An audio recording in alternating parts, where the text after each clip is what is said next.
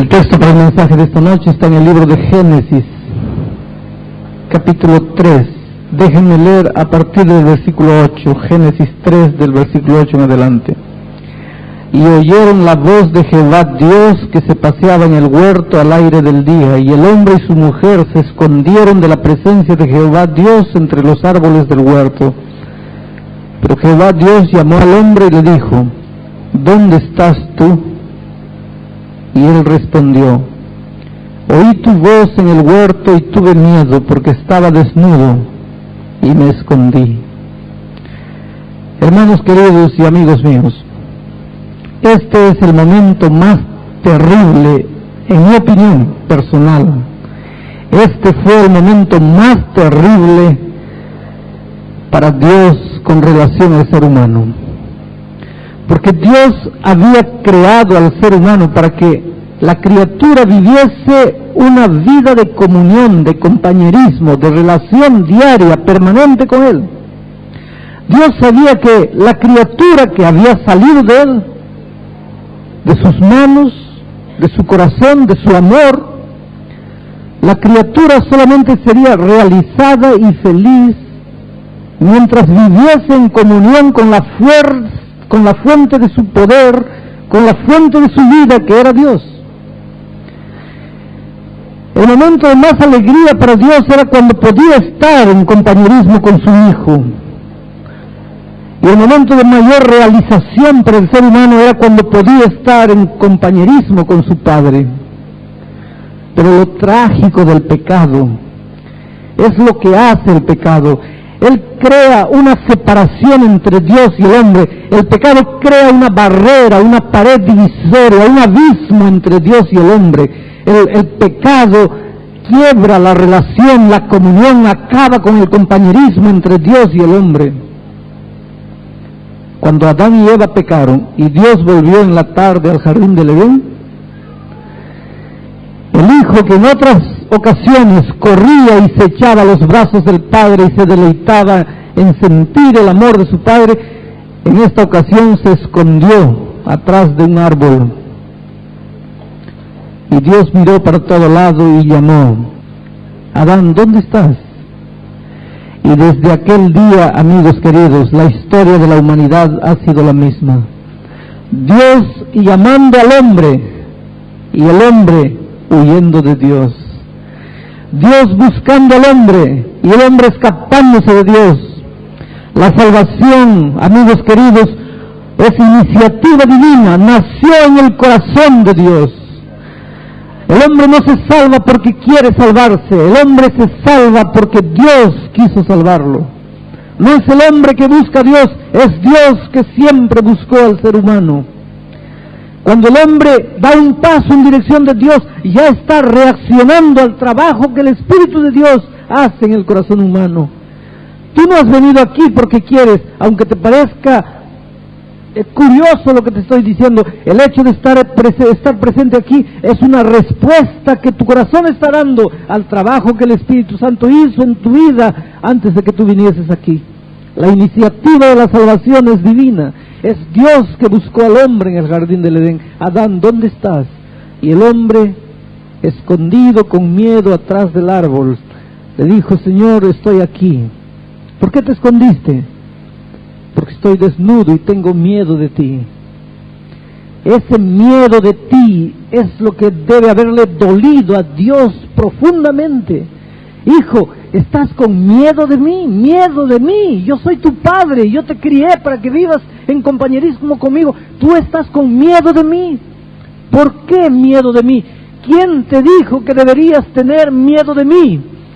Hermanos queridos, si hay algo que interrumpe la comunión, el verdadero compañerismo del Padre con el Hijo, es el miedo. Por eso toda religión que construye su doctrina encima del miedo está completamente fuera de la enseñanza bíblica. No se puede llevar al hombre por miedo a los pies de Dios. El miedo fue fruto del pecado. No había miedo antes del pecado. El hombre iba a Dios porque lo amaba, no porque tenía miedo. El temor es ajeno a una experiencia cristiana saludable. miedo. ¿Por qué tienes miedo de mí? Pero a partir de ese día, Adán y Eva ya no podían hablar cara a cara con Dios, no podían. Pero todavía podían escuchar la voz, Dios les hablaba, aunque ellos se escondían de la presencia, no podían resistir la presencia de Dios. Y acuérdense, por ejemplo, de algunos hombres que cuando vieron a Dios cayeron como muertos, no podían soportar la presencia de Dios, pero por lo menos podían escuchar la voz de Dios. Pero el tiempo fue pasando, y el hombre fue hundiéndose y hundiéndose cada vez más en el pecado y alejándose cada vez más de Dios. Y cuando llegó la experiencia del pueblo de Israel en el desierto, ellos estaban escuchando la voz de Dios. Dios quería hablar a su pueblo porque Dios no quería dejar a sus hijos perdidos, confusos en la vida, sin saber para dónde ir, sin saber qué hacer, sin saber qué camino seguir. Cuando Dios en el desierto quiso comunicarse con sus hijos, quiso hablarles, la separación del hombre y Dios había llegado a tal punto que los hombres corrieron donde Moisés y le dijeron: por favor, Moisés, dile a Dios que no nos hable porque tenemos miedo de oír su voz. Todo lo que tenga que decirte, que te diga a ti y tú después nos dices. Miren, hermanos, la tragedia del pecado. En el principio Dios podía hablar con el hombre cara a cara. Después el hombre por lo menos podía escuchar la voz de Dios, aunque no lo veía más. Pero ahora llegamos a un punto en que el hombre dice: no, ya no quiero ni siquiera escuchar su voz porque tengo miedo, puedo morir solo por escuchar su voz. Moisés, dile que te diga a ti y tú nos dices. Qué situación triste para Dios. ¿Qué sentirías tú como padre si tu hijito de 4 años está caminando a la orilla del precipicio y va a matarse? Y tú quieres hablarle, acercarte, y él corre apavorado de ti, no puede soportar tu presencia, y es capaz de echarse más rápido al abismo. Y tú le dices: está bien, hijo, no me acerco, pero por lo menos escucha mi voz. Y cuando hablas te dice: no quiero ni escuchar tu voz, y sigue corriendo. Y tú sabes que el hijo que salió de tus entrañas se está yendo y se va a matar. Él no sabe escoger el camino, se va a destruir. Y tú quieres hablarle, tú quieres comunicarle, tú quieres aconsejarlo, ayudarlo, y él no se deja ayudar. ¿Qué sentirías tú como padre? A partir de ese momento Dios tuvo que hacer algo interesante. Escogió algunos hombres que vivían una vida de comunión y de compañerismo maravillosa con Dios, porque a lo largo de la historia del mundo siempre Dios ha tenido hombres y mujeres que han vivido una vida de compañerismo, de comunión con Dios. Yo creo que esta noche hay muchos aquí. Y Dios escogió a algunos hombres de una experiencia especial.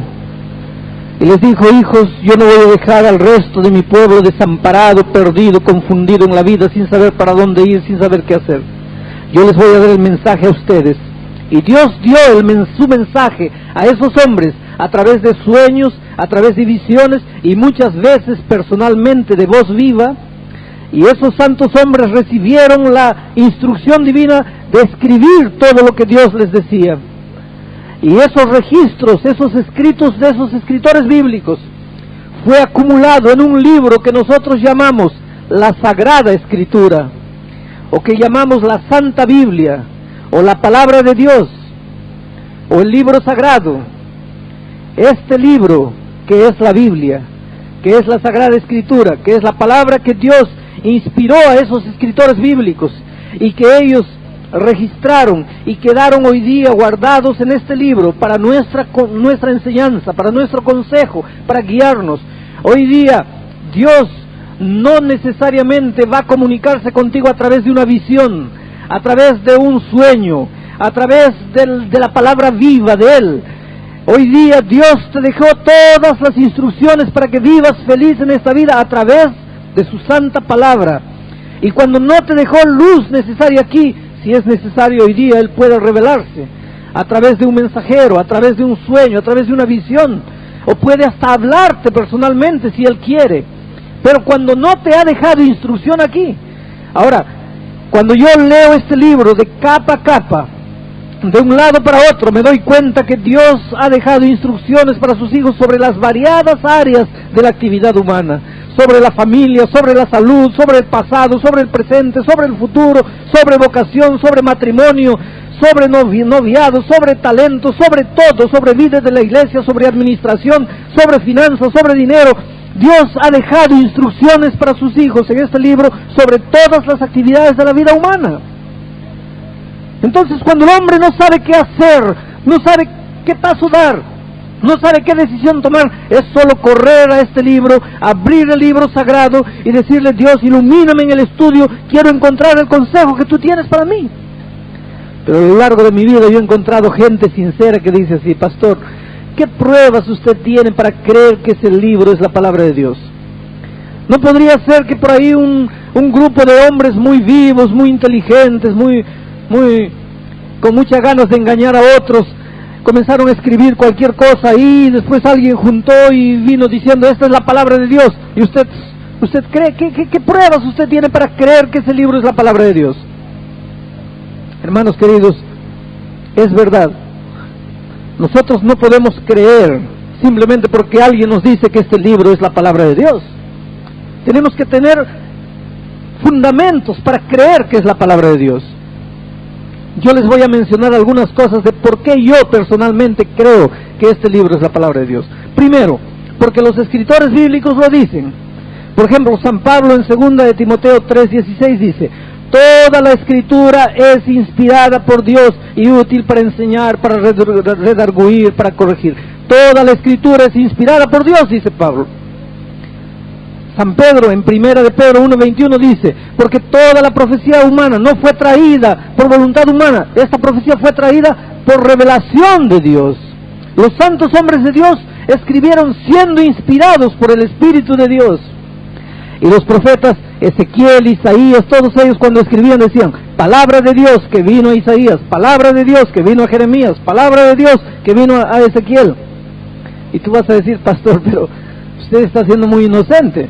Yo también puedo escribir un libro y decir: palabra de Dios que vino a Pedro, y usted va a creer que esa es la palabra de Dios. Es verdad. Ese no es el único motivo porque yo creo. Yo sería muy ingenuo si solamente por eso voy a creer que la Biblia es el libro de Dios. La unidad de este libro.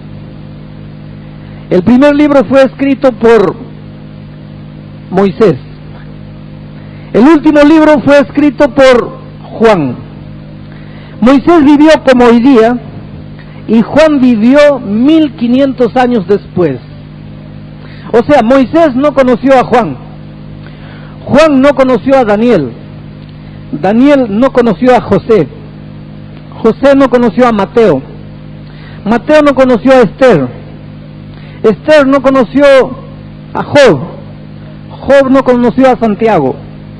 Muchos de ellos no se conocieron entre sí. Pero si tú vas a la Biblia y abres el Génesis, vas a leer lo siguiente. En el primer capítulo, la creación de un mundo perfecto, maravilloso y bueno, perfecto. En el segundo capítulo, en el tercer capítulo, comienza la entrada del pecado. Cómo el pecado entra y arruina el mundo perfecto de Dios. Ahora, si tú vas a la penúltima página de la Biblia, en el libro de Apocalipsis, vas a encontrar en el antepenúltimo capítulo, nuevamente, cómo el pecado que entró al mundo y arruinó el mundo sale. Y después, un mundo nuevamente perfecto. Es como si Moisés y Juan se hubiesen puesto de acuerdo y hubiesen combinado así: mira, yo voy a narrar el mundo perfecto y cómo entró el mal, y tú 15 siglos después vas a contar cómo el pecado salió del mundo y el mundo volvió a ser perfecto. Y entre esas dos viene toda la historia del mundo, toda la historia de sufrimiento, de caídas, de luchas entre el bien y el mal. Pero ellos no se conocieron. Si tú lees la Biblia, y el día que leas la Biblia completamente de un lado al otro, te vas a dar cuenta de una cosa. Parece que hay un solo autor. Parece que una sola persona escribió toda la Biblia, porque va combinando. Una profecía de un libro combina con la profecía del otro libro, combina con lo que dice el otro, y combina con lo que dice el otro. Pero ellos no se conocieron. ¿Y saben por qué eso?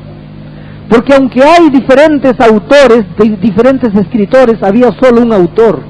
La mente divina estaba por detrás de todos ellos. El mismo Dios que inspiró a Moisés fue el Dios que inspiró a Juan, fue el Dios que inspiró a Mateo y fue el Dios que inspiró a Daniel. El mismo Dios, la misma mente.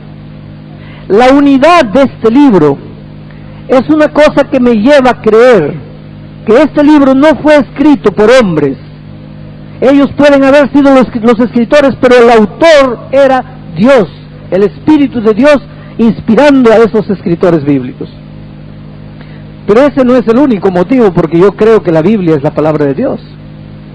Yo creo que en este libro, como la palabra de Dios, por las profecías que de este libro se han cumplido y se están cumpliendo en nuestros días. Voy a mencionar solamente dos cosas. Ustedes saben que la ciencia durante años pensó que la Tierra era redonda, alias, que la Tierra era plana. Ustedes saben las teorías. Antiguamente, muchos años atrás, se pensaba que un barco desaparecía en el mar porque caía al abismo, se acababa la tierra y se caía al abismo. Ustedes han estudiado eso en la escuela. La ciencia decía que la tierra era plana, y ahí apareció un hombre que todo el mundo pensaba que estaba loco, y nació cerca de aquí, de Génova, en un rincón. Su nombre era Cristóbal Colón. Y él dijo: señores, la tierra es redonda. Dijeron: estás loco, ¿cómo la tierra es redonda? La ciencia dice que la tierra es plana. Pero Colón decía: no, la tierra es redonda. Y fue España que apoyó a ese hombre, dándole recursos necesarios para él atravesar el océano. Y el 12 de octubre de 1492, estoy mal en historia, ¿no? Cristóbal Colón llegó a América y descubrió y probó al mundo que la tierra era redonda. Y la ciencia se quedó de boca abierta. Solo que en 1492, la Biblia ya estaba escrita hace muchos años. La Biblia ya estaba escrita. Hace más de 14 siglos la Biblia ya estaba escrita. ¿Y saben lo que la Biblia decía en Isaías 40:22? Que la tierra es redonda. Pero cuando la Biblia decía la tierra es redonda, la ciencia decía no, la tierra es plana. Y Cristóbal Colón tuvo que probar al mundo que la tierra es redonda. Y la Biblia tenía razón. Ustedes saben que antiguamente la ciencia no pensaba que la tierra estaba colgada en el espacio, en la nada. La ciencia de aquellos tiempos decía que la tierra era cargada por Hércules. Otros decían no, está sostenido en dos columnas enormes. Otros decían no, es una tortuga que carga la tierra y cada vez que la tortuga da un paso hay un terremoto. Y esas historias. Pero la tierra, Job decía en su libro: la tierra está colgada en el espacio, en la nada. Y años después se comprobó que la tierra está colgada en el espacio. La Biblia ya lo decía. La Biblia ya estaba escrita. Hoy día, queridos, los seres humanos miramos al futuro y algunos nos desesperamos porque pensamos: ¿cómo va a acabar el mundo? Ustedes conocen la ley de Malthus. Es una tragedia profetizada por el futuro, porque la humanidad crece en progresión geométrica mientras la producción crece en progresión aritmética. Es decir, la producción crece 1, 2, 3, 4, 5, mientras la humanidad crece 1, 2, 4, 8, 16, 32. Entonces, ¿qué va a pasar? Va a llegar un momento en que la producción de la tierra no va a alcanzar para alimentar a la población, y nos vamos a comer unos a los otros y el mundo va a acabar de esa manera. Ahí se levantan otros y dicen: no, señores, el mundo no va a acabar. El mundo va a acabar cuando nosotros acabemos con todas las plantas del mundo, cuando acabemos con la camada de ozono, cuando acabemos con esto, en fin, va a haber un cataclismo y vamos a morir. Otros dicen: no, el mundo no va a acabar de esa manera. El planeta Tierra se va a chocar con otro planeta y va a acabar todo por ahí. Y otros dicen: no, el mundo no va a acabar de esa manera. El mundo va a acabar es con la Tercera Guerra Mundial, cuando una bomba nuclear explosione por ahí y acabe con la humanidad. Y cada uno tiene su teoría. Ahora, si tú vas a la Biblia describe la historia del mundo. Dijo que el imperio babilónico dominaría el mundo. Profetizó a Nabucodonosor profetizó después la caída del imperio babilónico, la subida del imperio Medo-Persia, la caída del imperio Medo-Persia, profetizó la subida del imperio griego, la caída del imperio griego, profetizó la subida de Roma, y después la caída de Roma, la división en los reinos anglosajones, en fin, lo que formó más tarde Europa, la historia del mundo, paso a paso, y muestra la situación de nuestros días, cómo los hombres, la delincuencia va a aumentar, la hipocresía va a aumentar, la deshonestidad va a aumentar, la mentira, la desconfianza del pueblo en su gobierno, la explotación del gobierno al pueblo, la explotación de patrones para los empleados, la rebeldía de los empleados para los patrones, el capitalismo, esto, aquello, todo. Si tú lees la Biblia vas a ver un retrato del mundo, una fotografía, y te vas a quedar admirado, pero ¿cómo es posible que la vida, el mundo de nuestros días esté tan perfectamente descrito? Pero está allí. Y la Biblia me dice que ningún imperio se levantará más para dominar el mundo, que Cristo volverá a esta tierra y levantará el imperio universal de paz y amor por toda la eternidad. Entonces yo miro para el futuro y no me desespero, miro con esperanzas, porque todo lo que se ha cumplido de la Biblia me dice que lo que falta para cumplirse se cumplirá también. Y tú puedes estar sonriendo en tu corazón y diciendo, pastor, pero eso no es prueba para creer en la Biblia. Nostradamus también profetizó y todas las profecías se están cumpliendo, y es verdad. Lo que me lleva a creer que la Biblia es la palabra de Dios no son solamente las profecías que se han cumplido. Para mí la mayor prueba de que la Biblia es la palabra de Dios es el poder transformador de la Biblia. Tú puedes leer un libro de historia y vas a terminar y ser más conocedor de historia y nada más. Tú puedes leer un libro de matemáticas y vas a conocer más matemáticas y nada más. Pero tú lees la Biblia y no vas a ser el mismo hombre, nunca más. Tú lees la Biblia y no vas a quedarte igual. La Biblia tiene un poder capaz de transformar. La Biblia tiene el poder de transformar una prostituta, un homosexual, un delincuente, un asesino, un ladrón, un ateo, un hombre incrédulo, un racionalista.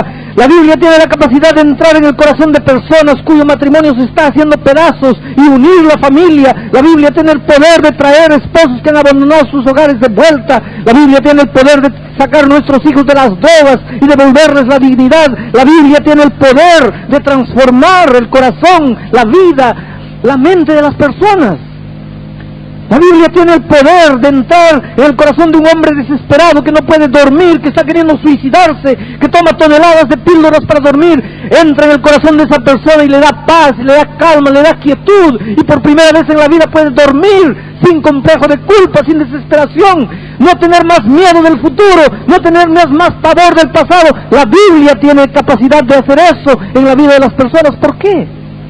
Porque la Biblia no es un libro, es la palabra viva de Dios. En realidad no es la Biblia que hace, es el Dios que habla a través de la Biblia. Llega al corazón, penetra el corazón, penetra las médulas, los huesos, derrumba la puerta más endurecida, derrite el hielo del corazón humano.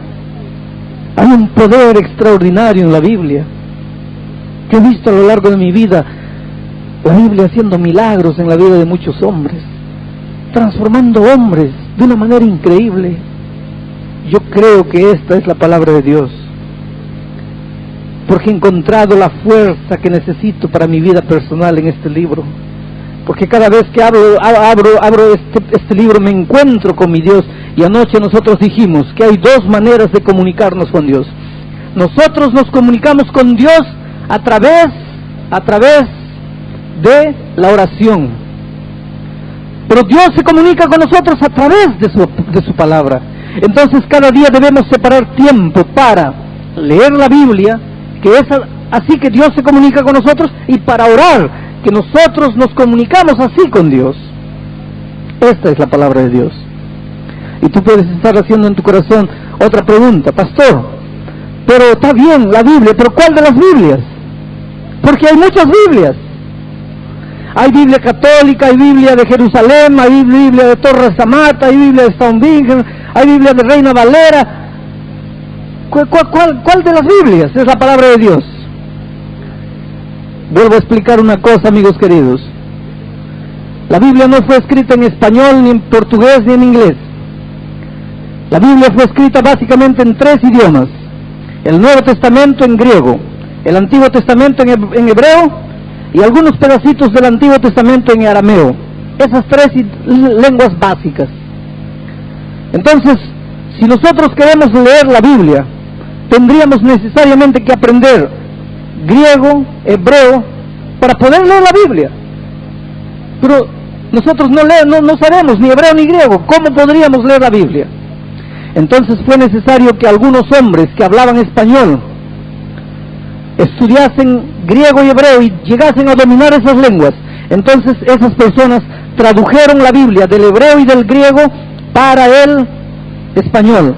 El otro que hablaba inglés aprendió esas lenguas y tradujo de esas lenguas para el inglés, el otro para el portugués, el otro para el alemán, y fue así que la Biblia fue traducida a todos los idiomas para que todos los hombres tuviesen acceso a la palabra de Dios. Pero básicamente todas las Biblias fueron traducidos de un mismo original. No hay muchas Biblias, hay una sola Biblia, hay un solo original. Es de ese original que fueron traducidos todas las Biblias. Allí está el original, el único original. Entonces viene esta persona que se llama Casiodoro de Reina, estudia hebreo, griego y traduce al español. Y la Biblia que él tradujo se llama versión de Casiodoro de Reina.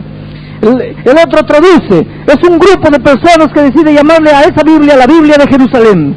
El otro traduce y él se llama Stoneligger, entonces él lleva su nombre. Y si yo dominase hebreo y griego y traduzco la Biblia, también llamaría a mi Biblia la versión Bouillon. Y tú puedes hacer lo mismo. Existen muchas versiones, pero existe un solo original. Todas las Biblias fueron sacadas de ese único original. Hay diferencia en las versiones, hay diferencia en las palabras, claro, porque más el sentido de la Biblia es el mismo. No se cambia el sentido. La Biblia es una única Biblia. Entonces tú puedes conseguir la Biblia en la versión que tú quieras.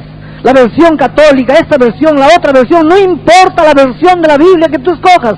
Esa es la palabra de Dios. Estúdiala y trata de ver cuál es el plan que Dios tiene para tu vida.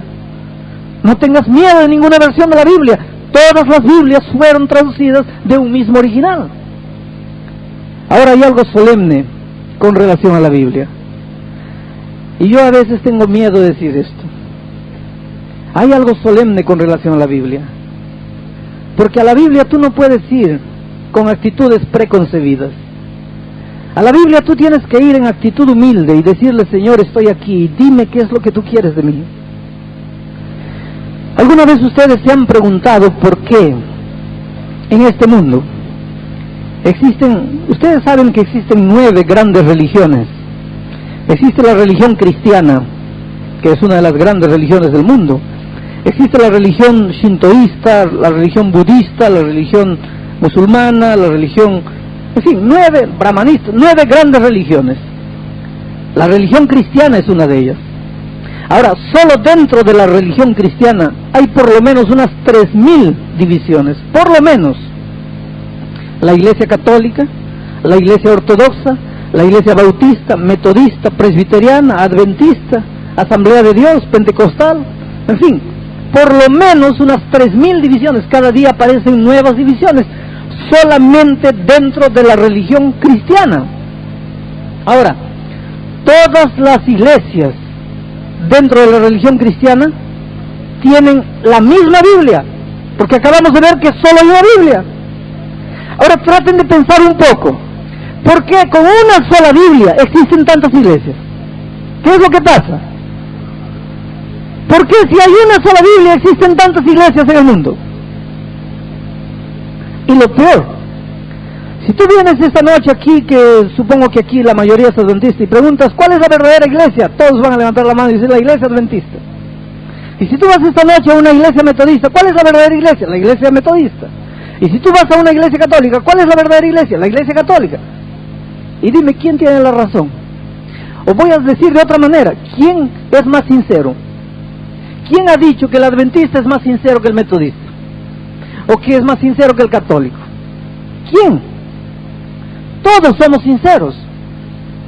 Todos estamos a procura del camino. todos le pedimos a Dios que nos dirija. Todos abrimos la Biblia. ¿Y por qué con una sola Biblia existen tantas iglesias? Amigos queridos, aquí estamos delante de un problema terrible. Yo les voy a decir por qué. Hay tantas iglesias con una sola Biblia. Porque cuando abrimos la Biblia nos olvidamos del consejo que la Santísima Virgen María nos dio. ¿Recuerdan el domingo el consejo de la Virgen María? Hagan todo lo que Él les pide. Lo que Él les pide. Hagan lo que Él les pide. Y si todos los hombres fuésemos a la Biblia e hiciésemos lo que Dios nos pide, habría solo una iglesia, la iglesia de la Biblia. ¿Pero por qué tantas iglesias? Porque a los hombres nos está faltando humildad con relación a la palabra de Dios. Miren, uno va a la Biblia, abre la Biblia y dice así: aquí está escrito blanco. A ver, se coloca los lentes. B-L-A-N-C-O, blanco. Dice blanco. Si mira de aquí, blanco. Mira de aquí, blanco. De cualquier lado, blanco. Está escrito blanco. Sería simple, bueno, si está escrito blanco, entonces es blanco. Pero los hombres no hacemos eso. Está escrito blanco, cerramos la Biblia, y entonces este hombre va y dice así: sí, es verdad que está escrito blanco, yo no voy a discutir que está escrito blanco.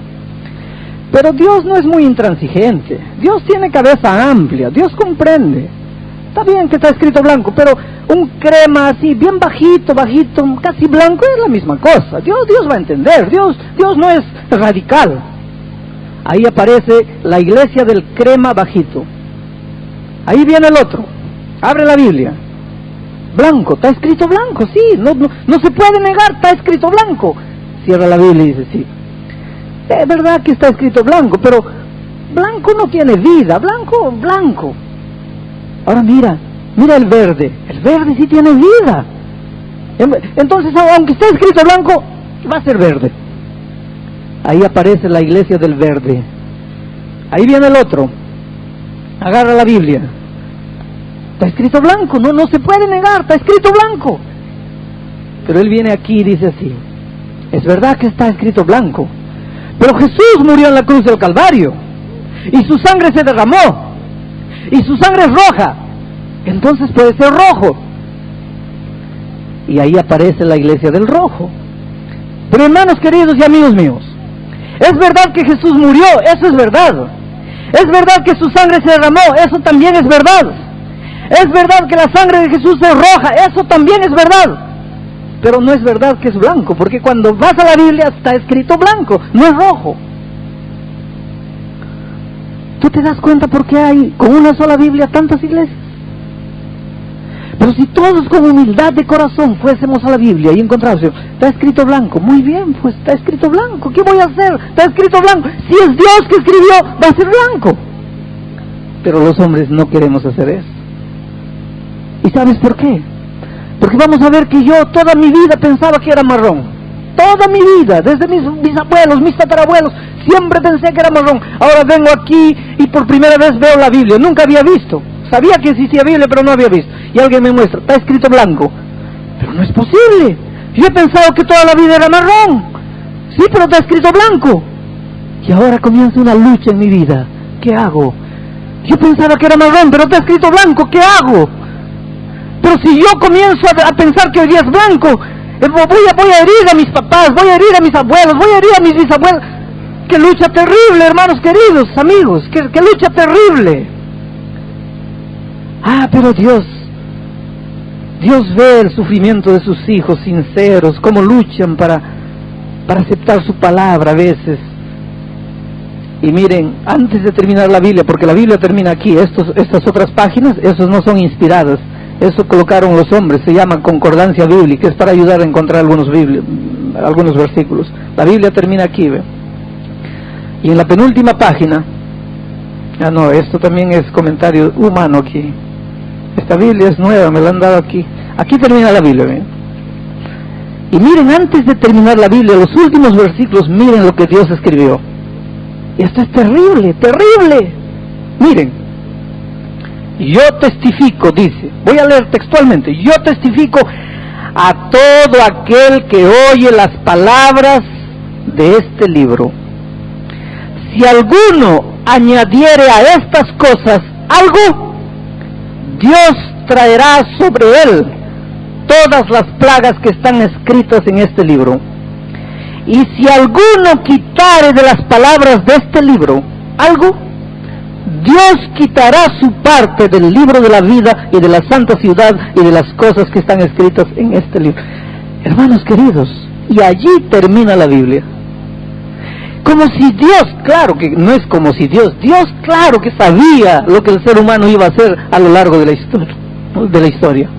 El hombre iba a tratar de acomodar la Biblia a su manera de pensar, a su manera de ser, a su manera de creer, a su iglesia, en fin. Y Dios sabía.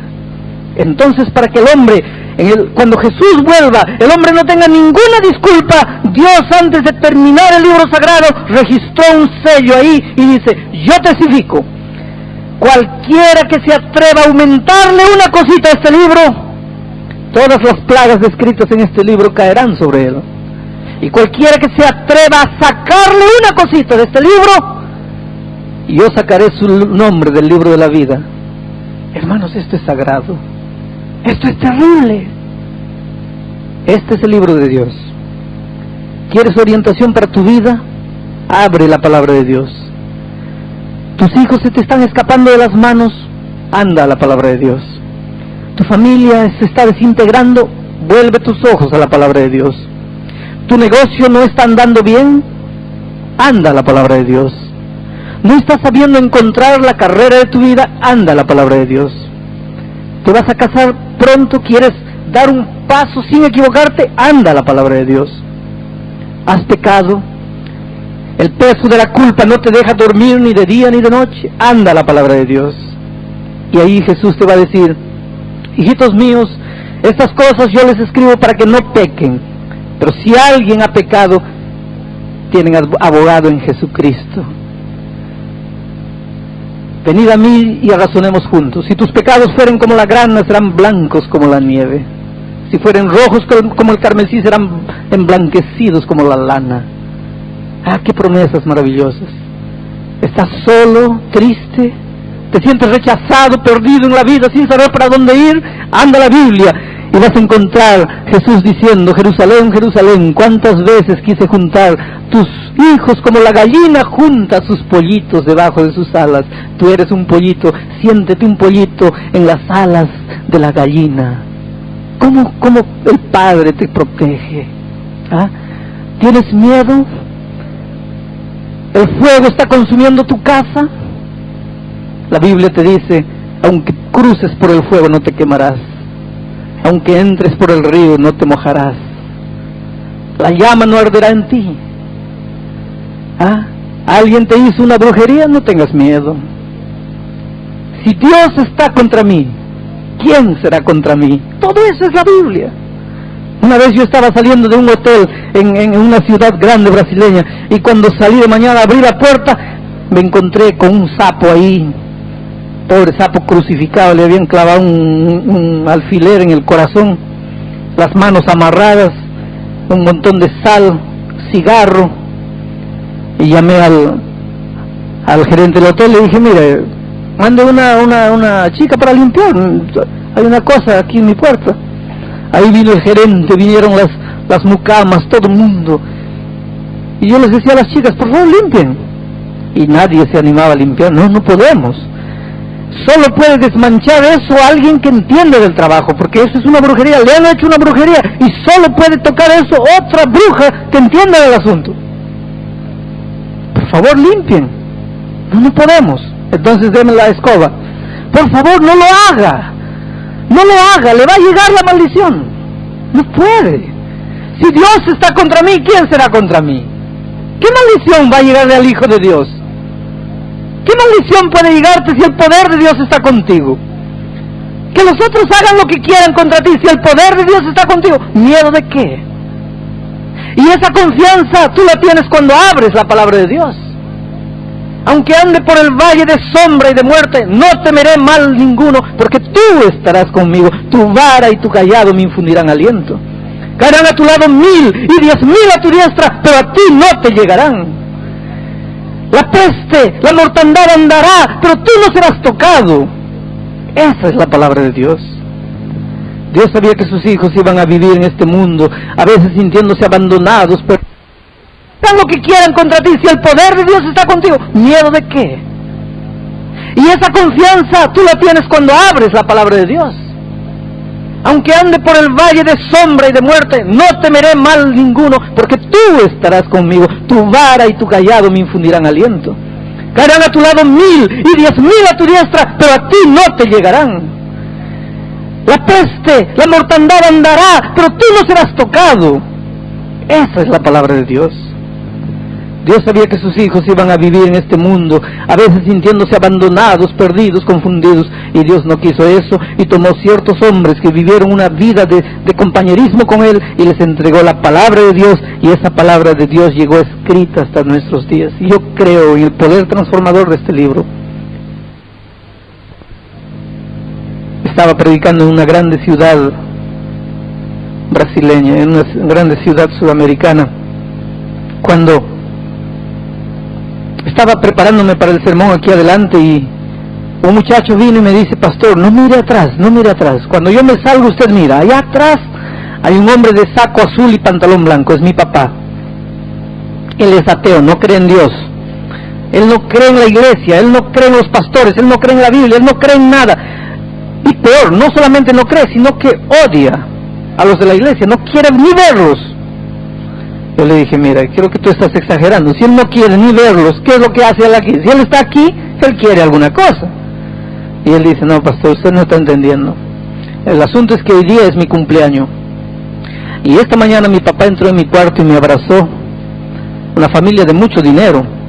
Me abrazó y dice: hijo, pídeme el regalo de cumpleaños que tú quieras, yo te lo voy a dar. Y el muchacho me dice, él pensaba que yo le iba a pedir un carro, y yo ya sabía que él había comprado el carro, y yo sabía que él estaba con la llave del carro en el bolsillo. Él solo estaba esperando que yo le diga: quiero un carro, y me iba a dar la llave. Pero yo le dije: papá, ¿me estás diciendo la verdad? ¿Me vas a dar el regalo que yo te pida? Sí, hijo. Te pida lo que te pida, me vas a dar. Lo que sea, hijo, pídeme. Todo lo que quiero, papá, es que vayas esta noche conmigo a la iglesia. El hombre casi se cayó. Pero es todo lo que quieres, todo lo que quiero. Y tú me has dicho que me vas a dar el regalo. ¿Y no quieres el carro? Bueno, el carro también si puedes, pero quiero que vayas a la iglesia. El muchacho me dice: pastor, mi papá está allá atrás. Él no quiere nada con la iglesia. Él nunca quiso ver un pastor en su vida, pero está ahí porque me está dando el regalo de cumpleaños. Y yo quiero que el Espíritu de Dios lo use y toque el corazón de mi padre. Y aquella noche yo prediqué un sermón, y después hice un llamado para las personas que querían aceptar a Jesús, y les dije: levántense y vengan aquí adelante. Y decenas de personas se levantaron y vinieron aquí adelante. Y yo veía a aquel hombre allá atrás sufriendo. Miraba a un lado. Durante todo el sermón me trató de demostrar que no le interesaba lo que yo hablaba. Miraba al techo, miraba al suelo, miraba a un lado, miraba al reloj. Y solo faltaba decir: no me interesa lo que hablas. Pero estaba ahí.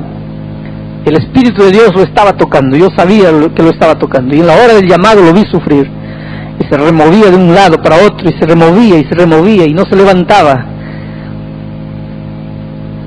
Y yo siempre digo: si Jesús estuviese, esperaría. Por eso a veces yo espero a las personas. Pero yo vi que ese hombre no se levantaría, y yo veía al hijo al lado.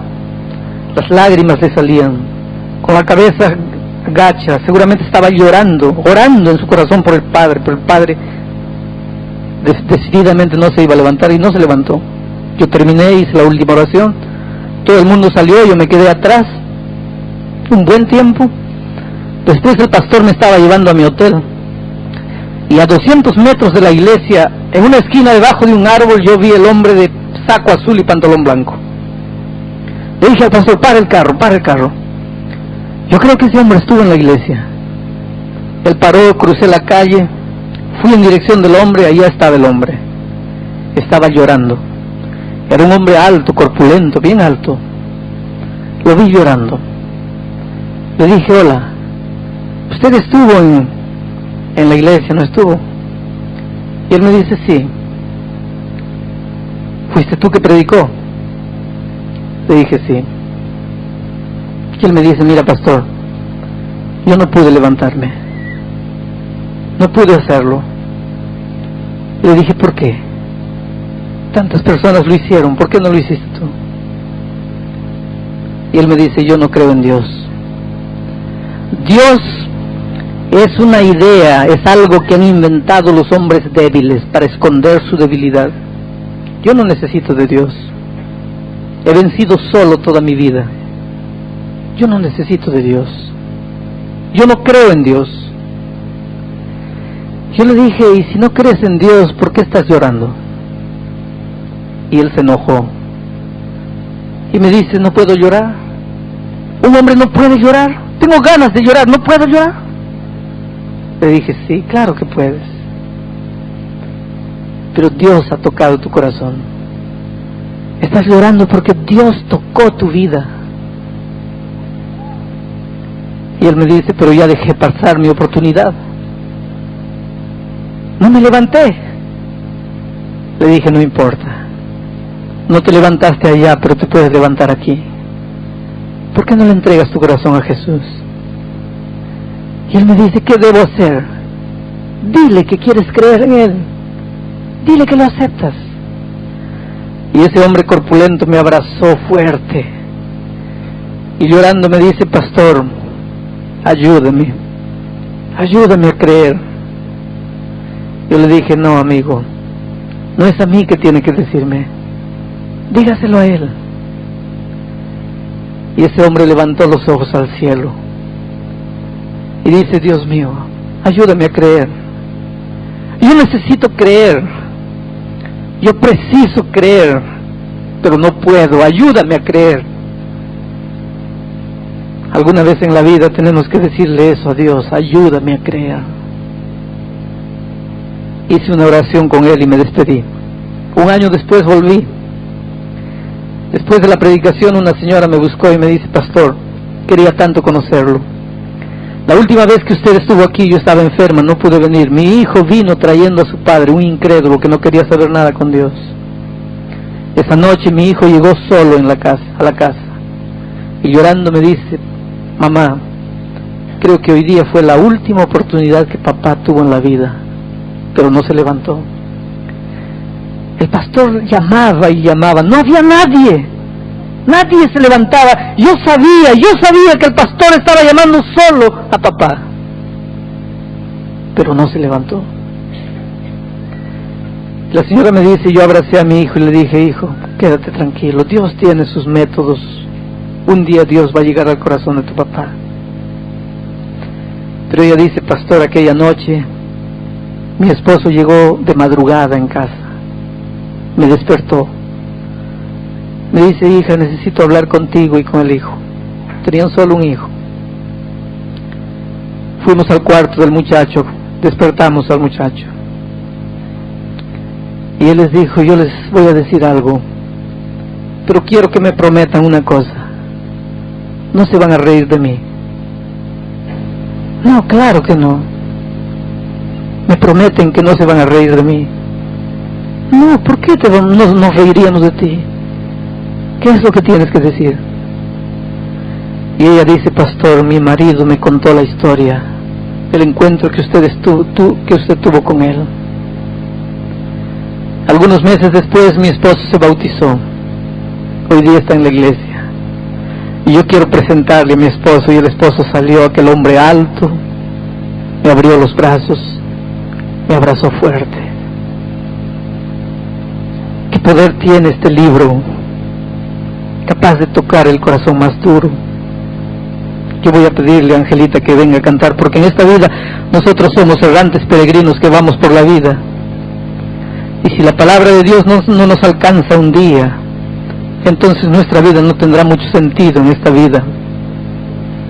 Nosotros somos pobres peregrinos que precisamos que Dios nos guíe que nos muestre el camino, que nos diga: hijo, es por aquí. Y yo voy a hacer una invitación nuevamente esta noche aquí. No es una invitación para los miembros de la iglesia.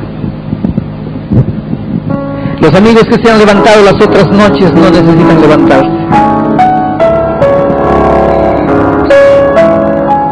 Pero si tú esta noche quieres decirle: Señor, yo quiero seguirte, muéstrame el camino, yo te entrego mi vida, guíame,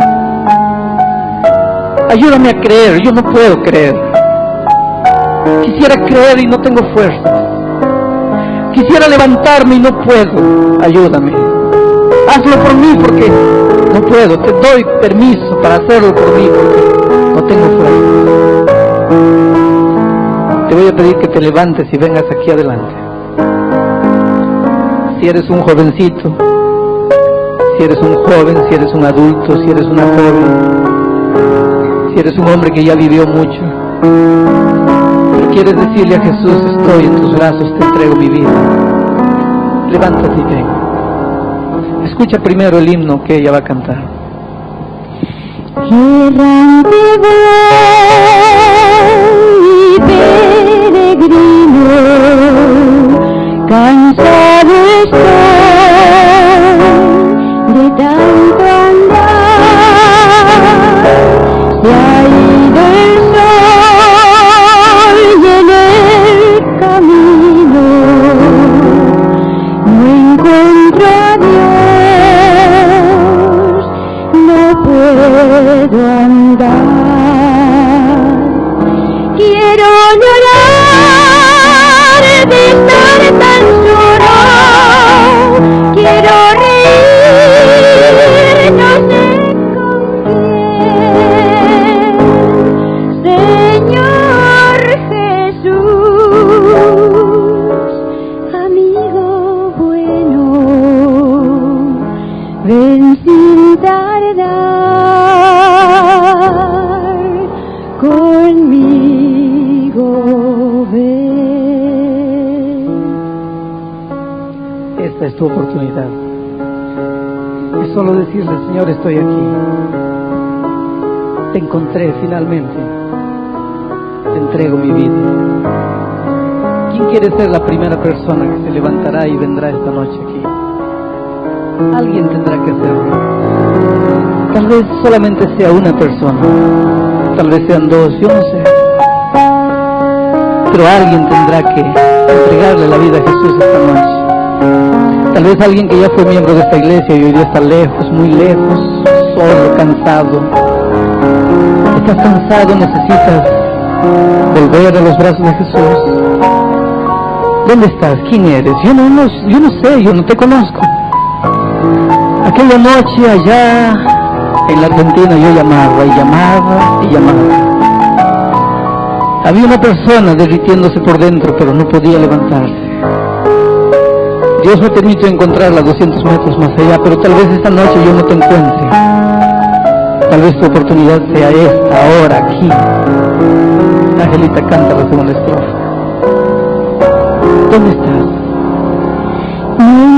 ¿Por qué no te levantas y vienes? Si estás en el nombre de Dios, levántate. no hay vida en mí, sin ti, Jesús, tan solo hablar y acompañarme por el camino de Maús. Esta es tu Quiero llorar de estar tan solo, quiero reír, no sé. Solo tú puedes decir sí, nadie puede tomar esta decisión por ti. Señor Jesús, amigo bueno, ven sin tardar conmigo. Ya te has cansado andando, ya te has herido mucho en la vida.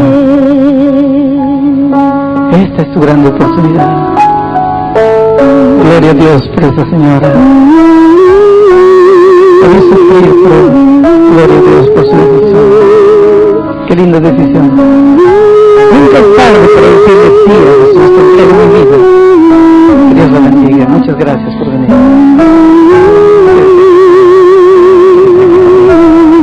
¿Quieres unirte a esta señora? ¿Dónde estás? Mientras eres joven, ¿quieres hacerlo? Mientras puedes venir con tus fuerzas, ¿quieres hacerlo? Que Dios te bendiga, mi amigo. Gloria a Dios. Quédense ahí. ¿Dónde estás tú? ¿Todavía llegarás? ¿Te levantarás? ¿Vendrás?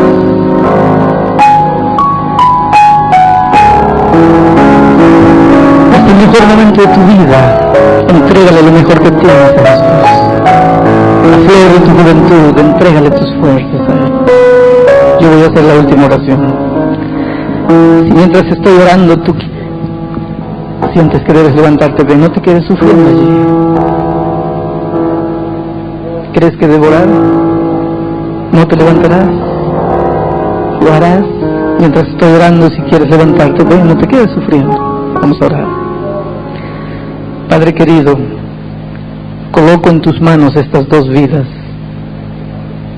Abrázalos bien fuerte. Deposita en su frente el beso de tu paz. Han venido a tus brazos esta noche públicamente, no ha sido fácil, Padre. Pero tú has prometido que aquel que te confiesa delante de los hombres, tú no tendrás vergüenza de confesar su nombre delante de tu Padre que está en los cielos. Entonces, anota estos nombres. Es gente que te entregó el corazón. Protégelos, derrama tus bendiciones materiales, abundantes, espirituales, en todo sentido en la vida de ellos. En nombre de Jesucristo. Amén.